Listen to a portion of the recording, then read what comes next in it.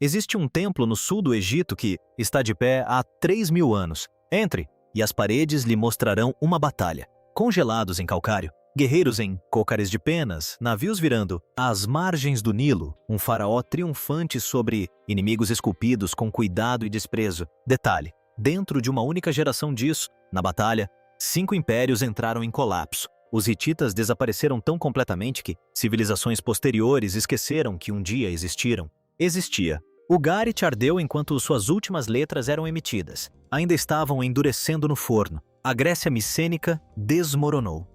Egito sobreviveu por pouco e passou os séculos seguintes desaparecendo lentamente em irrelevância. Durante 3.000 anos, a força por trás disso, a catástrofe tinha um nome, mas não uma explicação. Os povos do mar. Foi então que o DNA antigo entrou em cena. E o que revelou não era a história de uma força misteriosa que desce em lugar nenhum. Era algo muito mais humano, muito mais perturbador e muito mais extraordinário, mais do que qualquer um esperava. Para entender o que foi destruído, primeiro precisamos entender o que existia. E o que existia em meados do segundo milênio antes de Cristo foi algo que o mundo antigo nunca havia produzido nada antes, e não produziria novamente por séculos após sua destruição.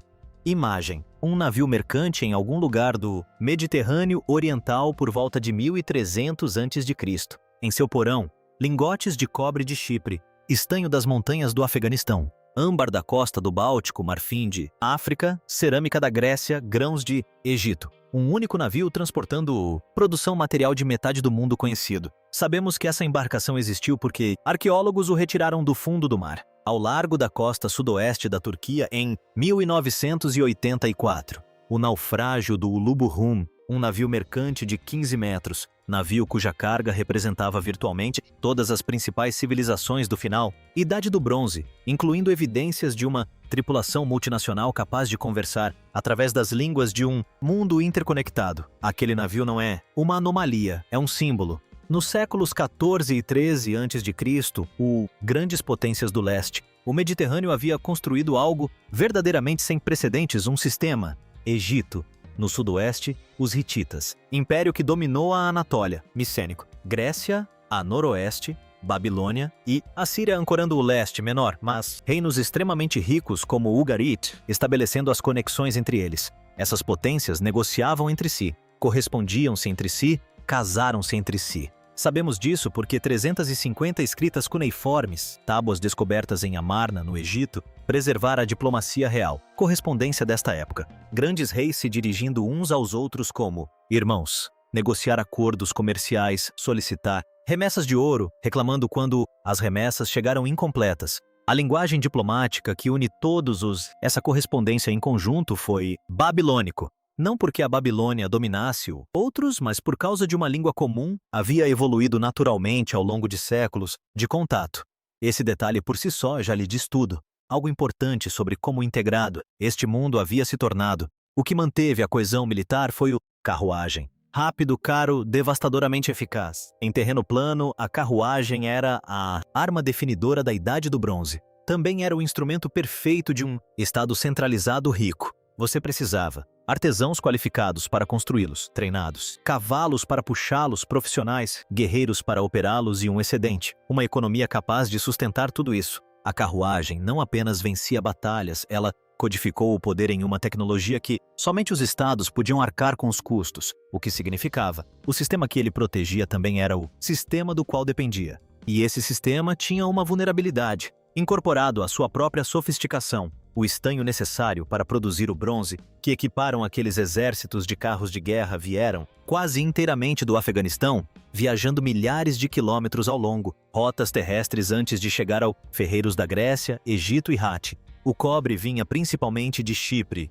Grãos mudou-se para o norte a partir do Egito. Luxo, mercadorias, presentes diplomáticos, matérias-primas, armas finalizadas, tudo fluindo continuamente ao longo de rotas que exigiam estabilidade em cada nó para o funcionamento. Ao remover um nó, o fluxo diminuiu. Remova vários simultaneamente e toda a arquitetura de troca começou a fivela. No final do século 13 a.C., há relatórios chegando de todos os cantos. Os problemas do sistema eram preocupantes. A fome assolava os hititas. Terras altas ano após ano. Na Grécia, os grandes complexos palacianos eram ampliando suas paredes e adicionando fortificações, as inconfundíveis. A assinatura arqueológica de pessoas que tinha começado a sentir medo de verdade. Cartas do rei de Ugarit foram com um tom novo e urgente. Os navios do inimigo, escreve ele, já foram vistos. Ninguém que lesse aquelas cartas poderia entendeu o que estava por vir. O mundo mais próspero e integrado que já havia existido estava de pé à borda de algo que não tinha estrutura para antecipar. Dentro de uma geração, quase tudo seria perdido. Então, um dia, por volta de 1177 a.C., chegou. Uma frota apareceu ao largo da costa egípcia. Navios de guerra elegantes moviam-se rapidamente, transportando guerreiros cuja aparência impressionou egípcios como estrangeiros de verdade. Alguns usavam cocares de penas, outros usavam capacetes com chifres. Sua armadura era uma mistura de chapa grossa e chapa fina, couro. Suas armas eram construídas em torno de espadas longas e lanças de corte, em vez dos arcos e lanças que definiu a Guerra da Idade do Bronze para séculos. Eles não eram um exército uniformizado, representando um único estado. Eles eram algo mais difícil de categorizar, uma confederação, uma coalizão de povos que se movem juntos com um objetivo comum, propósito, mesmo que suas origens fossem espalhados por metade do Mediterrâneo. Mundo. O faraó Ramsés III os encontrou em o Nilo, e segundo Ramsés III, ele venceu. É aqui que entra o instinto do historiador, pois o ceticismo se torna essencial. Os faraós nunca perdiam. As inscrições monumentais esculpidas em as paredes de Medinet Habu descrevem uma vitória egípcia total e gloriosa em a linguagem que a propaganda real tinha, vem sendo aperfeiçoados há 1000 anos. O inimigo foi derrotado, o faraó está triunfante, os deuses estão satisfeitos, o que torna a conta Medinet Habu tão especial.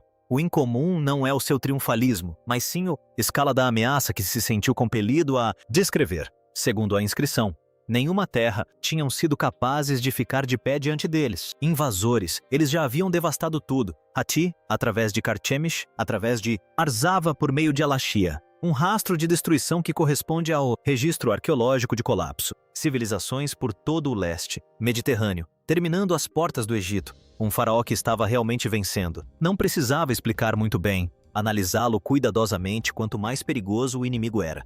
Steve. É importante também compreender que não se tratou de um evento isolado. Esse detalhe é fundamental e consistente, subestimado. O ataque a Ramsés III foi a segunda grande tentativa de invasão do Egito em 30 anos, por volta de 1207 AC. Seu antecessor Merneptah já havia repelido uma força combinada de líbios e povos do mar nas abordagens ocidentais ao delta. Os povos do mar não surgiram do nada.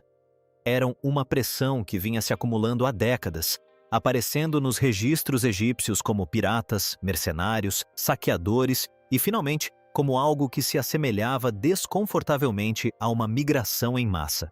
Os relevos de Medinet Habu preservam um detalhe que possui um significado especial. Ao lado dos navios de guerra e dos combatentes, as imagens esculpidas mostram carroças de bois carregadas com mulheres, crianças e pertences domésticos. Não se tratava apenas de grupos de saqueadores em busca de pilhagem e uma retirada rápida.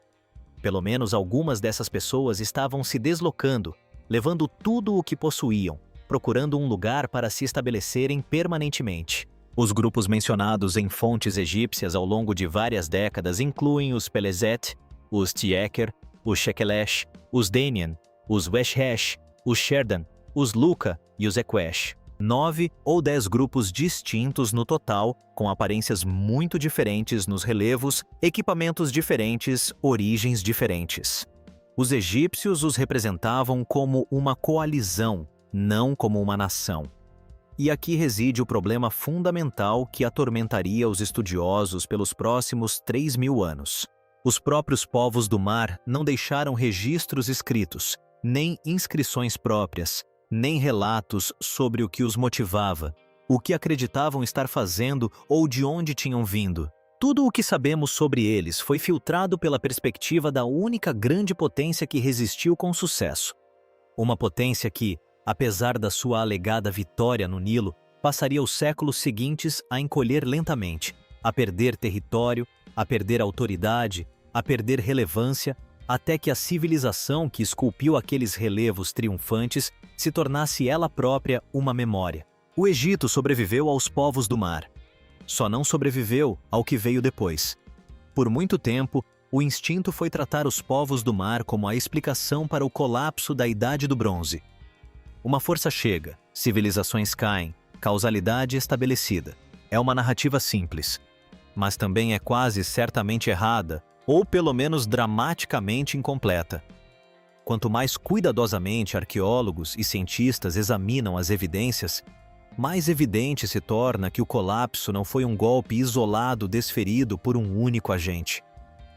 Foi uma cascata, uma falha sistêmica de crises cumulativas que se sucederam mais rapidamente do que qualquer uma delas poderia ser resolvida individualmente. Os povos do mar não destruíram um mundo saudável. Eles chegaram no momento de máxima vulnerabilidade, quando quase tudo que podia dar errado já havia dado. Comecemos pelo clima. A paleoclimatologia acrescentou algo ao debate sobre o colapso que nenhuma análise de cerâmica jamais conseguiu. Amostras de pólen extraídas de leitos lacustres em todo o Mediterrâneo Oriental contam uma história consistente. Por volta de 1200 a.C., a região sofreu uma seca prolongada e severa. As chuvas diminuíram significativamente em grandes áreas. Em muitos lugares onde as plantações sustentavam populações densas há séculos, o solo estava se tornando deserto. Para reinos das terras altas como Hatti, já difíceis de alimentar em anos bons, já dependentes de carregamentos de grãos do Egito que tinham que percorrer distâncias enormes para chegar, as consequências da quebra de safra prolongada não eram apenas inconvenientes econômicos, eram existenciais. Depois, aos terremotos, a análise sismológica do Mediterrâneo Oriental do século XII a.C. revela um notável agrupamento de grandes eventos sísmicos na Grécia, Anatólia, Síria e Levante. As camadas de destruição em múltiplos locais não apenas coincidem com a cronologia do colapso, mas também apresentam a assinatura específica de danos causados por terremotos, em vez de incêndios criminosos. Notavelmente, o Egito está localizado fora da zona sísmica que absorveu esses tremores, o que pode explicar, em parte, por que o Egito, entre as grandes potências da Idade do Bronze, foi o único a sobreviver, enfraquecido, mas intacto, enquanto tudo ao seu redor desmoronou.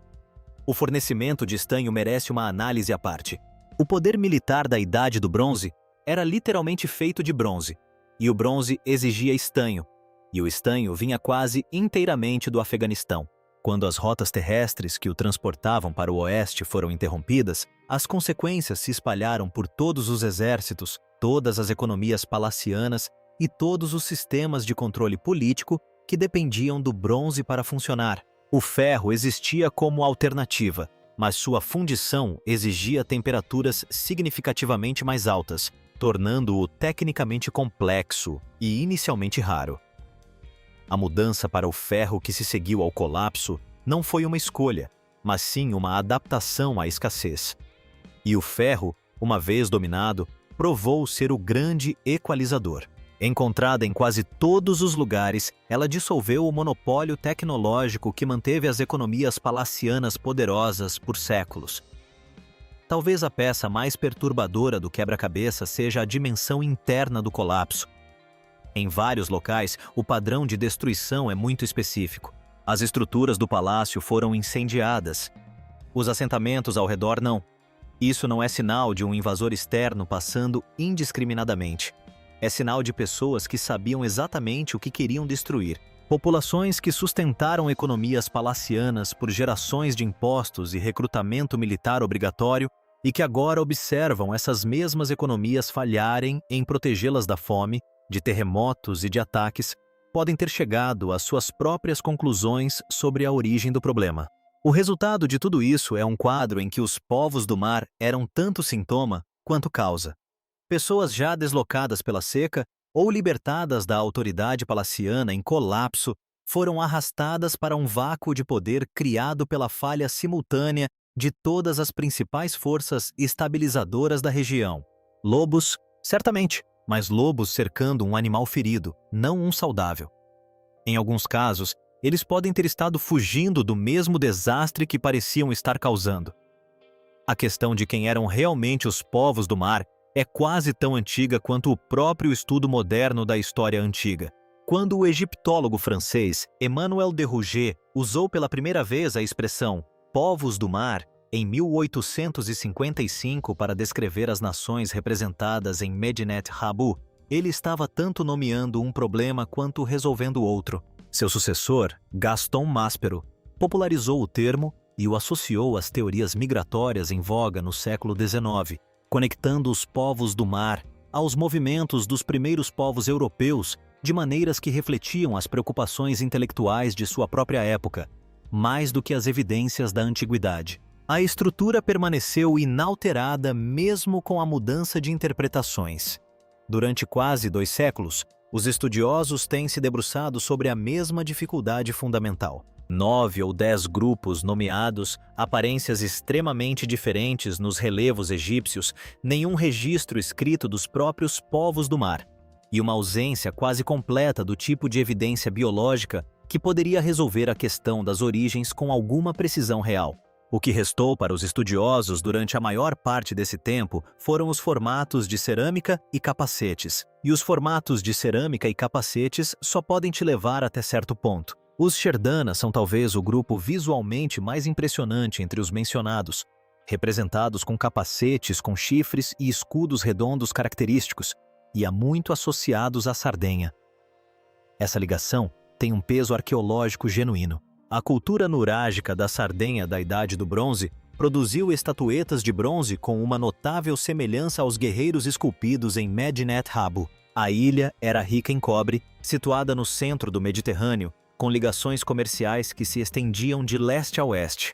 E sua cultura material mostra sinais de significativa militarização nos séculos que antecederam o colapso. Os guerreiros Sherdana aparecem em registros egípcios muito antes de 1177 a.C., lutando como mercenários em Kadesh, servindo na guarda pessoal de Ramsés II e lançando um ataque mal-sucedido ao Nilo no início de seu reinado.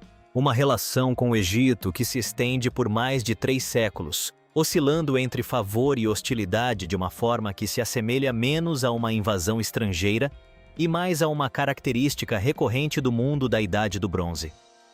Os Peleset apresentam o argumento geral mais forte para uma identificação definitiva, o argumento de que eles se tornaram os filisteus do Antigo Testamento, estabelecendo-se na costa sul do Levante nos anos imediatamente posteriores ao colapso, é apoiado pela arqueologia nas 5 cidades da Pentápole Filisteia. Estilos de cerâmica distintos, mudanças nas práticas alimentares, novas tradições arquitetônicas e uma cultura material com claras conexões com o Egeu apontam para uma população imigrante, em vez de uma simples continuidade com o que veio antes.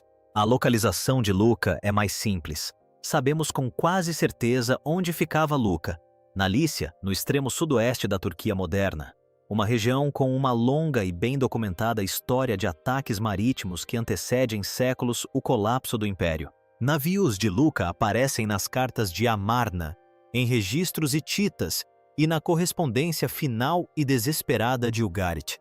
Estes não eram novatos na arte da violência marítima. Os Equesh são mais controversos e mais instigantes.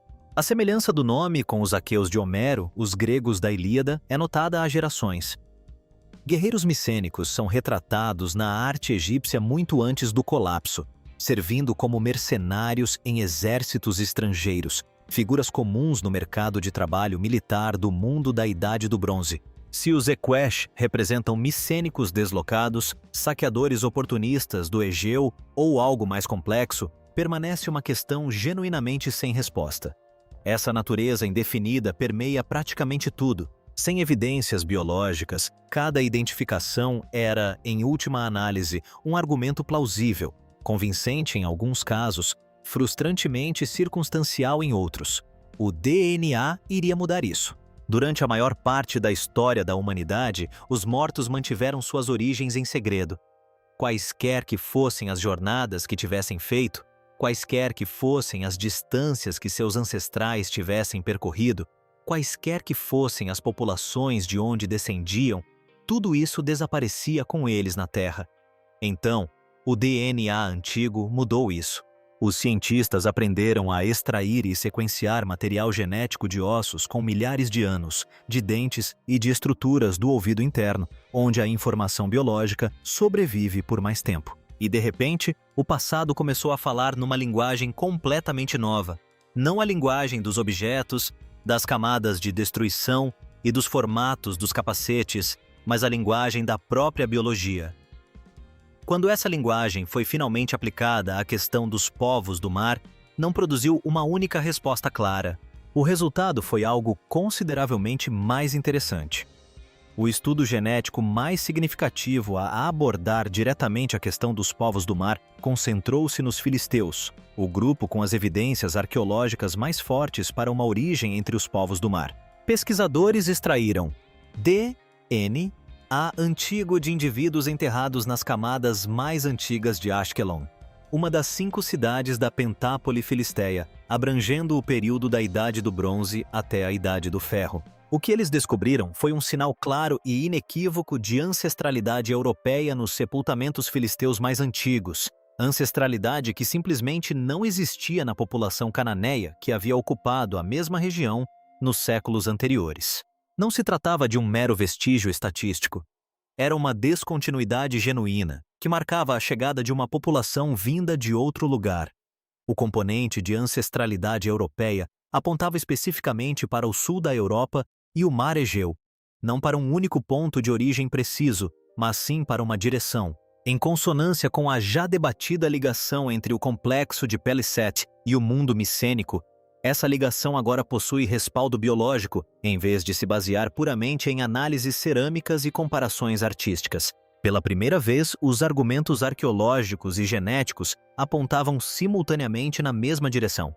Em seguida, surgiu o detalhe que revela de forma mais direta o que realmente aconteceu com essas pessoas. Dentro de 2 ou 3 gerações, o sinal genético europeu distinto presente nos primeiros sepultamentos filisteus começa a desaparecer. Nas camadas posteriores da Idade do Ferro em Ashkelon, ele se mistura substancialmente com a população levantina circundante. Os povos do mar não permaneceram uma comunidade biológica isolada do mundo ao seu redor. Eles chegaram, se estabeleceram, se integraram e, em poucas gerações, seus descendentes eram geneticamente indistinguíveis da população regional em geral. A fronteira se dissolveu. A identidade persistiu na cultura e na memória muito tempo depois de ter deixado de existir na biologia. O trabalho genético com os antigos sardos acrescenta uma nova dimensão. Estudos de vestígios do período nurágico confirmaram que a população da Sardenha na Idade do Bronze era genuinamente distinta, possuindo sua própria assinatura ancestral específica que a diferenciava das populações contemporâneas da Itália continental e demonstrava conexões que se estendiam por todo o Mediterrâneo. A individualidade biológica da cultura nurágica, há muito debatida com base em argumentos arqueológicos, agora tinha respaldo genético. O que o DNA não revela é igualmente importante.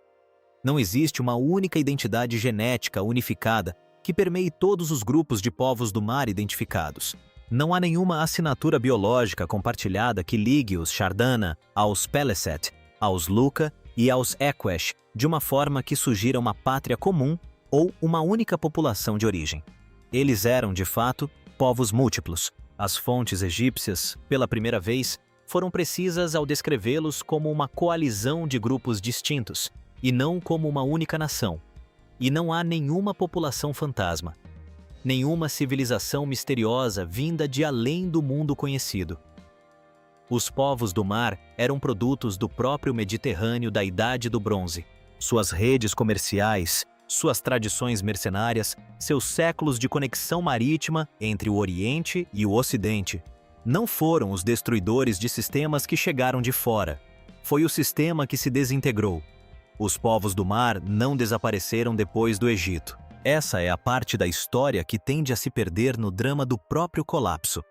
As inscrições do próprio Ramsés III registram algo que sua narrativa triunfalista não consegue esconder completamente. Ele assentou grupos derrotados dos povos do mar em Canaã como vassalos egípcios. Os Peleset, em particular, foram plantados ao longo da costa sul do Levante, tecnicamente sob autoridade egípcia, mas funcionando na prática como uma população tampão que protegia a fronteira imperial contra a maior instabilidade vinda do norte e do leste. Foi uma solução pragmática para um problema que a vitória militar por si só não havia resolvido. Podia-se repelir uma frota no Nilo. Não se podia impedir o deslocamento de populações inteiras sem ter para onde ir. A Pentápolis filisteia, que se desenvolveu a partir desse assentamento, tornou-se uma das culturas arqueologicamente mais visíveis do início da Idade do Ferro. Em Ascalão, Asdod, Ecrom, Gate e Gaza, a presença material de uma população invasora é inconfundível. A cerâmica de estilo egeu aparece nas camadas de ocupação mais antigas, distinta de tudo o que foi produzido em Canaã antes do colapso. Os hábitos alimentares mudaram. Carne de porco e carne bovina, não tipicamente associadas à região, mas fortemente associadas ao mundo egeu, aparecem no registro faunístico. A arquitetura se transformou. Uma cultura estava se estabelecendo, baseando-se em origens que havia trazido consigo através do Mediterrâneo, enquanto absorvia gradualmente a paisagem em que havia se estabelecido. Essa cultura tornou-se famosa, ou melhor, infame, de uma maneira que seus fundadores não poderiam ter previsto. Os filisteus do Antigo Testamento, os grandes antagonistas da história primitiva de Israel, o povo de Golias, preservaram a memória dos povos do mar em um dos textos mais lidos da história da humanidade. Quaisquer que tenham sido suas origens no caos da Idade do Bronze Final, eles alcançaram uma espécie de imortalidade narrativa que a maioria das civilizações em colapso não conseguiu. Seu nome sobreviveu às suas cidades, à sua língua, à sua biologia e quase à sua arqueologia. Os Chardana seguiram uma trajetória diferente. Há evidências de mercenários Chardana servindo nos exércitos egípcios por mais de 3 séculos após o colapso, aparecendo em documentos administrativos até a 20ª dinastia. Alguns se estabeleceram no próprio Egito, recebendo concessões de terras e status de elite. A relação deles com o Estado faraônico evoluiu de uma ameaça recorrente para uma comunidade militar integrada. Não é totalmente diferente da dos soldados germânicos que serviram no exército romano tardio, alcançando posições de considerável influência dentro do próprio sistema que seus ancestrais haviam atacado. O paralelo é desconfortável, mas instrutivo. Chipre emerge das evidências genéticas e arqueológicas como um nó crucial em toda a história. O boom de fortificações na ilha por volta de 1200 a.C., a presença de cultura material ao estilo egeu em sítios como Encome, as figuras de bronze com capacetes com chifres que remetem a fontes sardas e egípcias, tudo isso aponta para uma ilha que funcionava simultaneamente como refúgio, ponto de apoio e ponto de encontro para populações deslocadas que convergiam de todo o sistema em colapso. Pessoas que perderam seus palácios, seus reinos, suas redes comerciais, chegando à encruzilhada de tudo e forjando novas identidades a partir dos destroços das antigas. O legado genético de todo esse movimento persiste de maneiras silenciosamente extraordinárias. A ancestralidade europeia introduzida na população levantina pelos primeiros colonizadores filisteus não desapareceu completamente. Diluída ao longo de gerações de integração, ela permanece detectável no conjunto genético regional até hoje. O povo de Gaza carrega, entre as complexas camadas de sua ancestralidade, um fio biológico que remonta ao Mediterrâneo, ao mundo da Idade do Bronze, cujo colapso depositou seus antepassados naquela costa específica. Eles partiram em busca de um mundo para adentrar. Eles encontraram uma, tornaram-se parte dela, e ao fazer isso, silenciosamente se tornaram nós. Aqueles relevos esculpidos em Medinet Habu ainda estão lá, guerreiros com cocares de penas e capacetes com chifres, congelados em calcário, travando um combate às margens do Nilo, testemunhando uma vitória que não conseguiu impedir o lento colapso de tudo o que havia por trás dela. Por 3.000 anos, permaneceram sem nomes, sem origens, sem biologia. O DNA não resolveu tudo. Os povos do mar permanecem plurais, enigmáticos, resistentes a uma única explicação clara. Mas o que a genética conseguiu foi algo mais importante do que desvendar o mistério, humanizá-lo. Esses eram povos com ascendência europeia que chegaram ao Levante e cujos descendentes ainda vivem hoje em toda a região. O colapso da Idade do Bronze não foi causado por uma força alienígena vinda do nada. Foi gerado internamente pela mesma humanidade interconectada, ambiciosa e desesperada que construiu aquele mundo em primeiro lugar. Eles o destruíram, eles sobreviveram a ele. E no sentido biológico mais literal, eles se tornaram nós.